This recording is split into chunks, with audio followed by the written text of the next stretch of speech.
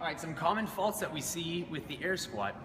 One of the most common faults I see is that people break at the knee before they break at the hip. So what this means is that they tend to push their knees forward before they begin to sit. So when this happens, you end up seeing people with knees real far forward and maybe their heels even come up off the ground.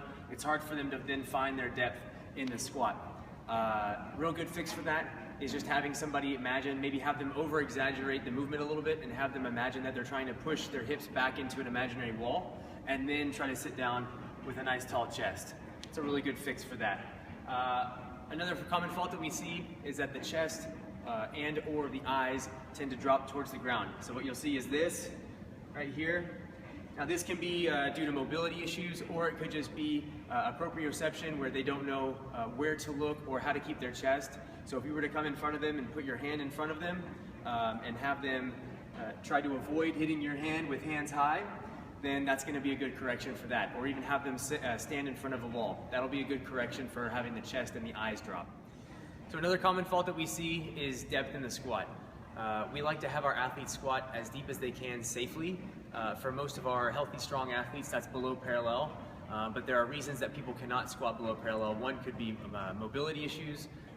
The other big reason is proprioception. Once again, an athlete just doesn't understand where their body is in space.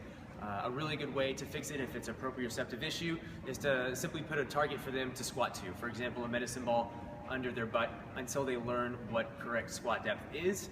And if it's a mobility issue, then you're going to have to look at their hips, their ankles, look at their movement patterns and try to get them fixed up from that angle. The last thing, another current common fault that we see is valgus knee, where the knees tend to collapse in the squat here. This could be for a couple different reasons, either imbalances or tightnesses or weaknesses in the body.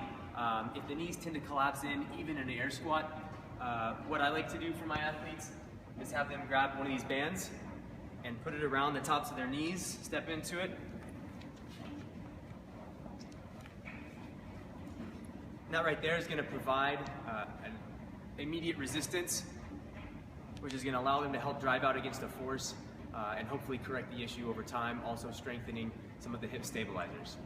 That's the air squat. Some considerations when you're looking at air squat, when you're looking at what people look like, what your athletes or clients look like in the air squat. 4 big ones. Mobility of an athlete or mobility of a client, the stability, right? That's going to affect a lot of factors in their air squat. Limb length and proprioception. So limb length is one of the biggest factors when you're trying to compare two athletes. Athletes with similar limb lengths should look similar in their air squat, assuming that their motor patterns are the same or similar. If athletes have longer femurs, shorter torsos, shorter femurs, then their squats are going to look vastly different. So it's important to keep those considerations in mind when you're looking at your athletes, trying to provide cues and trying to get them into their ideal squat setup.